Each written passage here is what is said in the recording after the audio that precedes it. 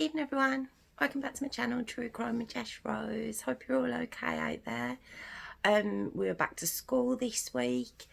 A lot more shops are open. Hope you're doing okay where you are. Let me know if anywhere is getting back to normal with you, and hope so. Right, I'm a bit wonky. Let's see, I think I'm a bit wonky. Is that okay? I'm a bit wobbly now. Is that okay? Talking to you like this is live. I mean, it's unedited, but it's not live, so you can't tell me if it's okay, but I think we're okay. Right, thank you for joining me again. Thank you so much for my comments and my new subscribers. And I know it's been a little while. It's just been so frantic lately. So I will be increasing the videos. So thank you for not unsubscribing, and obviously still liking my videos and stuff. I really appreciate it. And if you do watch my videos, I'm going to try the jingle again. I tried it at the end of my last video. Right, please like, message, subscribe, ring the notification bell, guys. I see kids do it all the time and they do it really well. It's like, thanks guys, but that's my jingle. I'm not gonna do it. I'm no more jingles. That's it. Main jingles, parting company. But yeah, the story I'd like to do for you tonight. I did watch this quite a while ago, but it's one of those stories that I knew I wanted to do for you, and it's the story of Hollie Gazzard.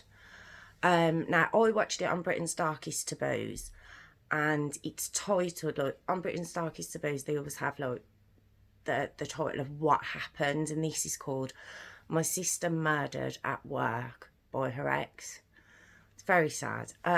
But Channel 5 also done a documentary on it, and it was called Stalked: Murder in Slow Motion. So if you would like to have a look, it's on either one of those shows. I don't know if it's been on anymore, but those are the two I know about. Now, Hollie was born on the 24th of July 1993 in Gloucester in England. Her parents are Mandy and Nick Gazzard, and her sister Chloe Gazzard. Really close family. You just see her dad and her sister on the programme. On the Britain's Darkest Taboos one anyway. I don't know if her mum is on the Channel 5 documentary. Seemed like a lovely family. You see her mum briefly at the end. She doesn't talk, but you do see her mum briefly at the end. Now, really cute as a child, Hollie. You see all old videos and photos of her. Very, very cute. Really like petite. Really popular. Just always on the go, they said. And throughout her teenage years then, she started to become really fashion conscious, and, you know, she always had her hair in different hairstyles. Like, you see pictures of her that she had uploaded to social media, and every single one of them, her hair's different. Like, she's got red hair, and her nickname was Ginge. So she never coloured it, but it was just always in different. She just always looked different in every photo. Such a pretty girl. Really stylish, and a nickname, like I say, Ginge. Now, when Hollie leaves school, she follows a dream of becoming a hairdresser and studying to become a hairdresser. And her sister does say that when she was little... Sorry about this. Sorry. It's got life of its own tonight. Now, her sister did say that when Hollie was little, she cut all the hair off one of her dolls, thinking it would grow back. She was just all about hair, and it was just one of the funny stories they say about her when she's little. Now we fast forward up to February 2013, and Hollie was 19 at this point, and she meets a lad called Asher Maslin. Now, Asher is 20. Yes, he's 20. She's 19, he's 20. He's a 6 foot, quite burly security guard. Obviously towers over her. And she started seeing him for a little while, I think, before the family finds out about him. But she eventually brings him home, and the dad, Nick, and Chloe, her sister, didn't know who Asher was, but her mum Mandy did. Now, it doesn't say if Asher and Hollie went to the same school, but it says the mum, Mandy, knew Asher from a school where she worked. So I'm thinking maybe Hollie didn't go to the same school her mum worked at. It doesn't elaborate on that, but the mum recognised him from when she worked at a school. And apparently her words were, "Oh, it's him." You know, and she explained to her husband that at school he'd been a bit of a tearaway, a bit cocky, a bit mouthy, you know, just not a great first impression, you know. But I think they took into account that we're all different people to who we were at school. You know, some people were could have been very loud and clown around in school, and now could be working as accountants, very serious role. You know, just everyone changes from school, don't they? So I think that's kind of what they were hoping. And because they had such trust in Hollie, and Hollie was such a focused girl, you know, they knew she had such a bright future ahead of her. She was very focused. She knew what she wanted to do. They trusted her. They trusted her choices. And even though the mum's not keen on him, Hollie, she doesn't ignore her mum's feelings, but she knows she likes him, and, you know, they start to accept that.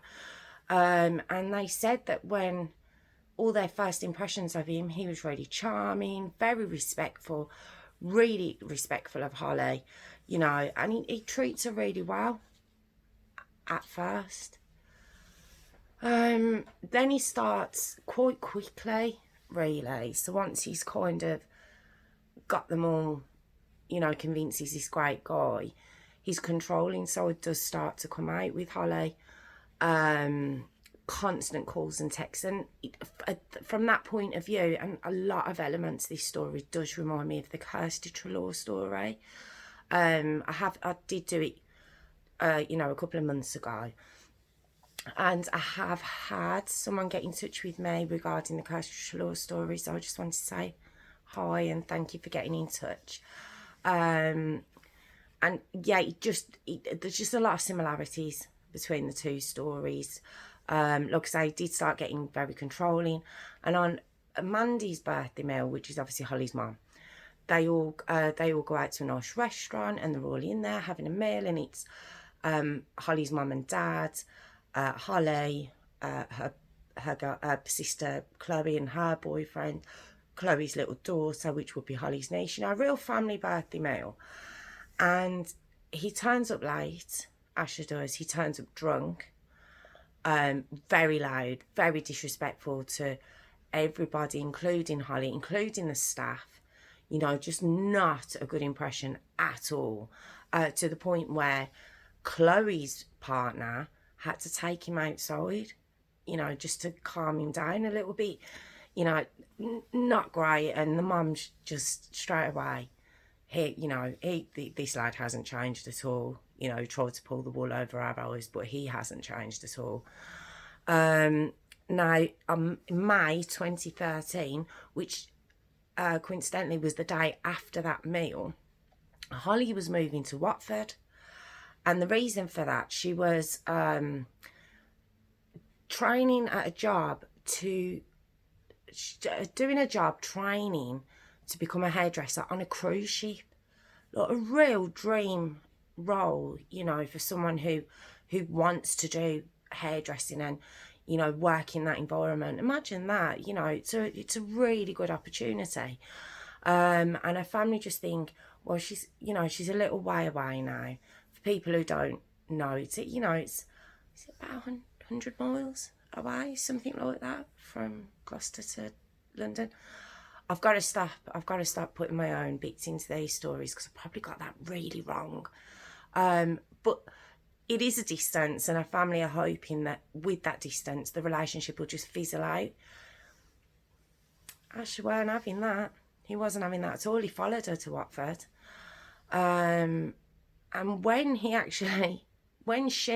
gets the job on the cruise ship, you know, she does her training, she lands the job. He doesn't deal with that at all, and he grinds her down. He must have been messaging her constantly on the cruise ship. She only lasts a couple of weeks and she comes back. I mean, that's a really good opportunity. I always imagine, you know, if that's what you want to do, imagine that being on your CV. You know, because cruise ships, as far as I gather, you know, they're quite expensive, so you have quite elite people going on these cruise ships, and to work for them, and, you know, to do their hair and everything. I just imagine it would be a really, really good job. And yeah, a couple of weeks, and he had her back home. But she doesn't go to Gloucester, though. She stays in London. She stays, I think it's Watford. She stays in Watford. And she gets a job in a salon. Nothing like working on the cruise ship. Such a shame that he ground her down. She must have just really liked him, loved him. She must have, to give up that opportunity. It would have been her dream. And rather than appreciating that, it's just getting worse. The relationship is getting worse, you know. And by August 2013, they've been together 6 months. 6 months, all of that has happened. Everything I've told you in 6 months. That's supposed to be a honeymoon period. You know, you'd imagine even someone who did have a darker side, you know, they'd at least be able to keep it hidden at 6 months. It's nothing. But by this point, he is getting worse, and, you know, he's got quite physical with her. And like I say, when you see the photo, she's tiny. You know, he must have felt like a really big man, you know, picking on Hollie. He really must have. It really must have made him feel. Because if you have a look, she's a tiny girl. And he was a big, burly guy. Now, August 2013, like I say, he's been getting physical. And by this point, she kind of had enough. She's had enough, and she calls Nick, her dad, to come and pick her up from Watford. And she goes home to Gloucester, you know, back to her family home. Obviously, Asha follows her back. She just can't get away from him. In September 2013, she really wants to make it work. She really does. Even though, you know, he's brought back from a cruise ship, she's ended up having to come home from a job that she was quite happy with in Watford. You know, he's ruining her life. He genuinely is. And she keeps giving him these chances, but I think she loved him. And they said because she was, they had Emma Kenny, it's Britain's Darkest Taboos, so she's kind of resident on there. She's really, really good, I say all the time. And she said that because Hollie was from such a positive family, and all she'd ever known was like a positive relationship, a sister's relationship, a mum and dad relationship. That was all she knew of relationships. So she didn't want to believe that she was in a negative one. She didn't want to believe she was in an abusive one. She wanted to, I suppose, give the benefit of the doubt and hope for the best, and just think it was maybe teething problems. I'm not too sure what her mindset was, but even Chloe, her sister, her and Hollie fell out over it, and they're so close. You can hear how Chloe talks about her. You know, she doted on Hollie, and that even them two fell out over it, because she could see what was going on. And it said that the family didn't even know the half of what he was like there. You know, they'd gone to a Notting Hill festival, and she'd gone to take his cousin to the toilet or something, and she'd been gone too long, and because he couldn't get in touch with her on the phone. Come on. Couldn't get in touch with her on the phone. What did he think she was doing? When she came back with the cousin and said, you know, I took your cousin to the toilet, I didn't want to go on their own. He knocked her down to the ground. He knocked her down, he hit her and knocked her down. Like, there was just all these things that were going on that the family didn't find out until after the fact. Well, Hollie really tries. She really tries to make the most of everything going on, and she gets a job at another salon, this time in Gloucester. And you do see it's like it's quite a busy town centre. Not like the bit, not like Birmingham town centre, or you know, or somewhere in London. It was but it was a nice town centre, you know. And she worked in one of the salons on that street. So I'm trying to explain it properly. I'm not getting it across properly, but that's where she worked. Quite quite a busy salon is what I'm trying to say, you know. And her boss said she was just lovely. Her boss is Marina Hodgins, her boss's name was. And she says that Hollie was amazing at her job. Very quickly, customers were asking for Hollie by name, you know, and you know yourself when you're getting your hair done. You know, if someone does a good job, you do ask for them again. And she was very quickly that hairdresser that people wanted to be seen by, you know. And but so her career's going very well, but on the other side, on a relationship side, Asher's drinking more. You know, if Hollie wanted to go out with her friends, he'd turn up at the end. He'd always know where she was. So she never got a break from him. She never got away. You know, he'd watch her at work. You know, this guy was really real red flags for such an early relationship. Now, she did try to finish with Asher. She did. Obviously, she knew enough was enough. So then he threatens to kill himself. Brilliant. Great. You know, really laying on the guilt. But by February the 14th, so Valentine's Day 2014, so they've been together a year, she tries to finish with him again. This time, he really loses it. They're in, I don't know if they're in a bar, but they're in a public place, and he throws a glass of water in her face. So when she gets up and leaves, you know, it said that he asked to borrow her phone or something. I think he got in the car with her. He asked to borrow her phone. And while whether she was looking for a phone or something, he got hold of her bank card, got out the car and emptied her bank account. It was like £300 or something he took out of her bank account. I mean, just a really nice guy. Hollie calls the police when she gets home. She tells her family. She calls the police, and that's when her family, when the police are obviously taking a statement and getting the history of the relationship, that's when they start to hear just how bad it had gotten. You know, they thought it was bad. They didn't realise just how badly he was treating her. I don't think they realised how violent it had got. You know, and they heard all of this while she was making her statement. Even while that was going on, though, he was texting her. And while the police were there, obviously he didn't know the police were there at the time, but he was texting her and the police were seeing these vile, vicious messages he was sending her, obviously because she'd finished it. You know, but the relationship now is finally over. You know, she's done with him. But now she's in real danger. As you know, with a lot of these stories that I've done with domestic abuse, and, you know, it's when they get the power and the courage to say, no, enough, I'm not putting up with this anymore. It seems to be that's when it's the most scary. It's when it's the most dangerous. And again, just like Kirsty Trelaw, this girl lived with her family, you know, and you feel safe when you're with your family, and it's scary to think that that's when it's the most dangerous time.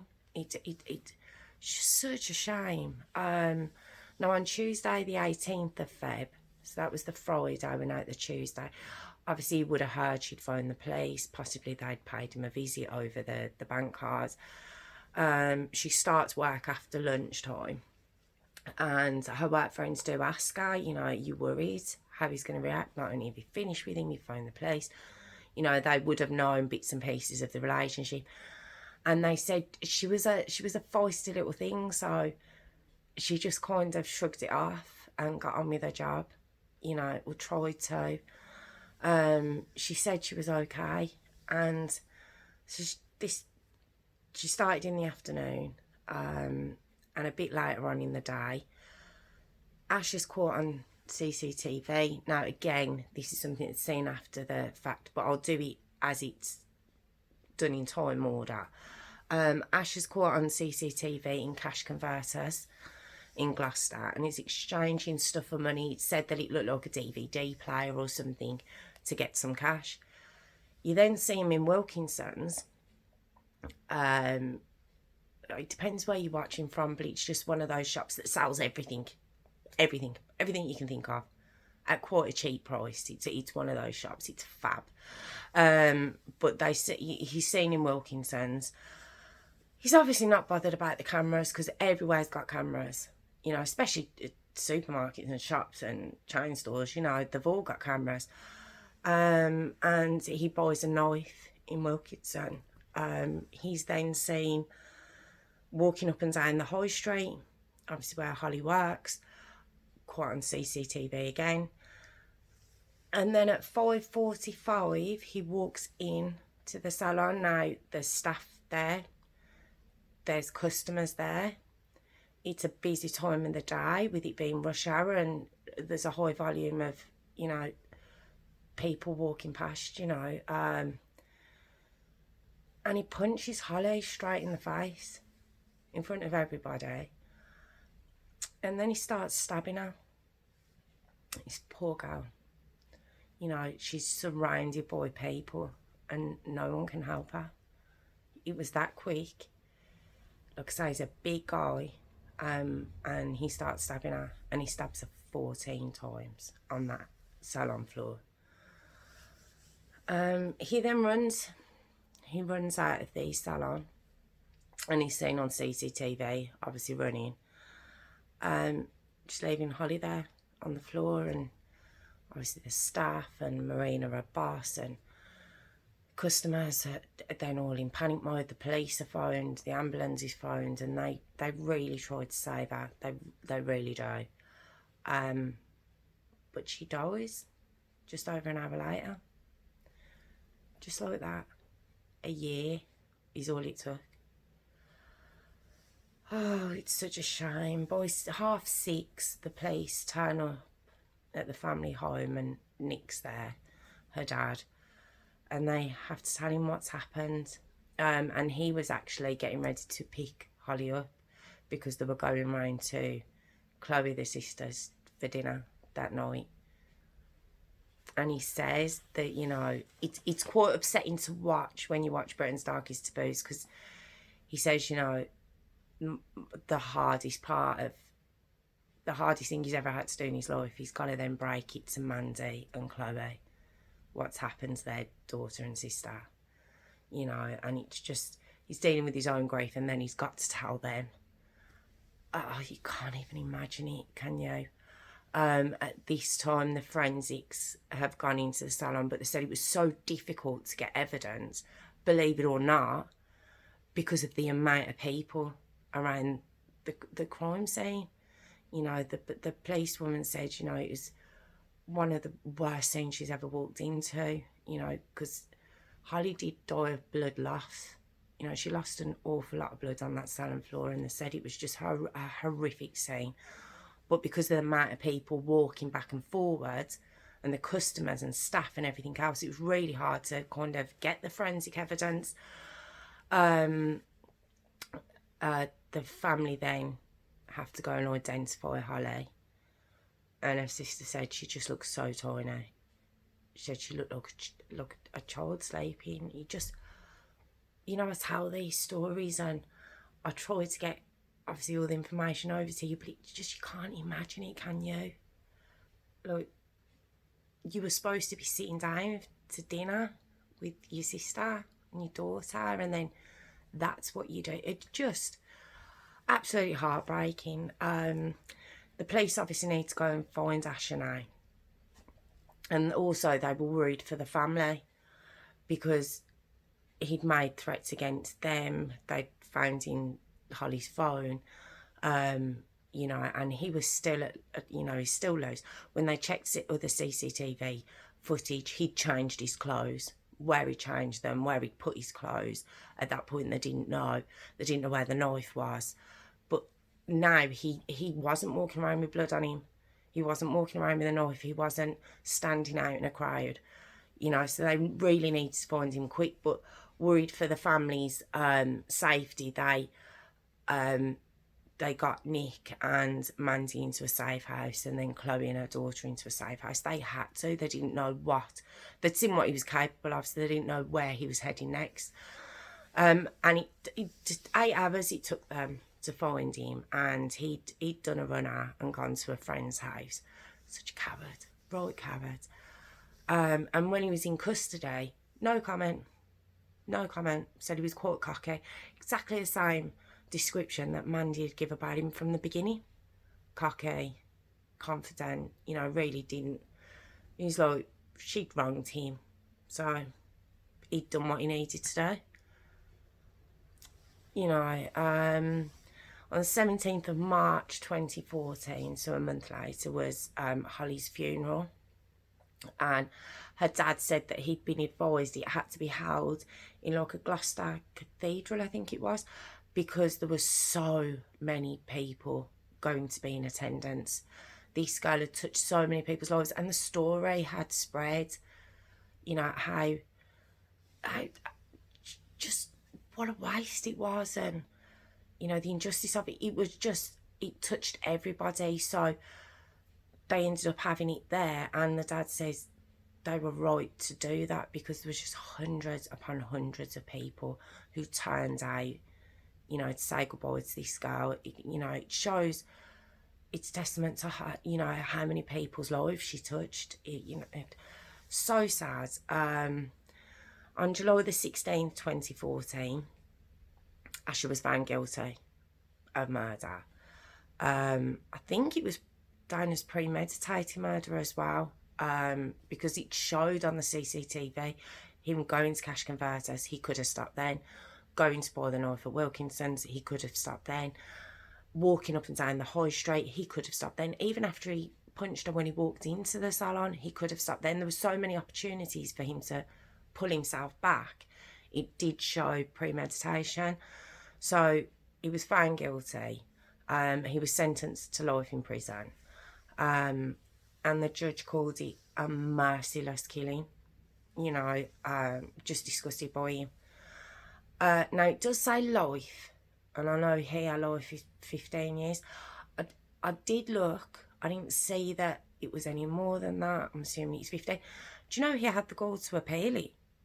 It was turned down.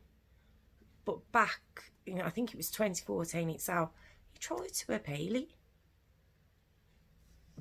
Brilliant. But that was knocked back. And the interview, not the interview, the programme does end back with Nick, her dad. And he says something so sad. He says that he feels like he failed as a father because he should have been there. How could he know? How could anyone have known? They only found out that weekend to the extent, and that's if she was telling the police everything, of what had been going on. They knew she'd finished it.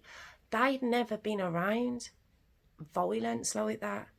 It wasn't something that was in their everyday life. So I suppose they didn't think for 1 second, she would be in danger, especially that kind of danger. So I did feel it's quite an upsetting part of it when you see him break down. I should have been there for her. He shows her bedroom, and she's got like her a sports jersey that she used to wear, and it had Ginger written on it, her nickname. And there's 2 clocks in her bedroom that are set to 6:51 p.m, which is when she died. It's so sad. It's like you've kept the bedroom, look, she's coming back, but there's the time she died. I just thought, so upsetting.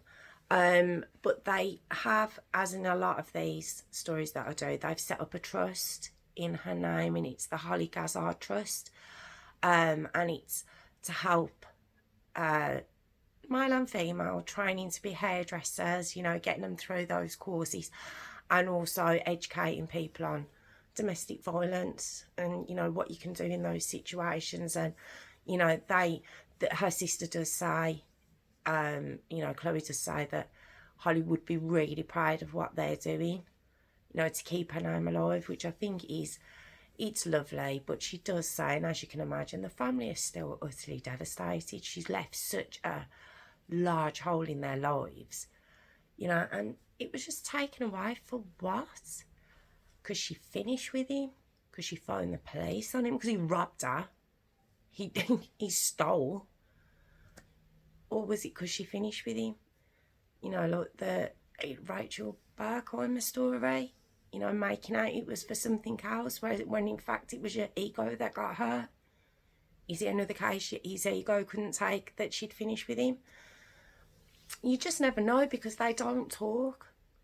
When they're caught, they don't talk. They go no comment. So you never kind of get the answers to those bits in these stories, which I do find quite frustrating. I would like to hear them, you know, what they... I mean, Angela Simpson, I have done that story. She was the other end of the scale. You know, she was quite happy to tell you why she did it, how she did it, when she did it. You know, she was quite happy to come forward, but that's very unusual. Usually they do, it's no comment, don't want to talk about it, and just that cocky in the dock. It's just quite sickening when that happens. But yeah, it's a story of Hollie Gazzard that I wanted to share with you. And yes, if you do want to look at it, it's Britain's Darkest Taboos, My Sister Murdered at Work by her ex. That's the title of it. It sounds quite cold, but that is the title of it. And then on Channel 5, it's Stalked Murder in Slow Motion. I haven't actually watched that one, so I might have a look at that one, even though I know the story. I'd like to see what, you know, where they come from on it. But yeah, the story of Hollie Gazzard. Thank you so much for joining me. If you've got any comments or you'd like to put a like or subscribe, really appreciate it. I'm not going to do a jingle. We've decided against that now. Yeah, I can't do that. I can't get a roll on it. So I'm not going to attempt that again. But yeah, thank you so much for joining me again, and I'll see you soon. Thank you.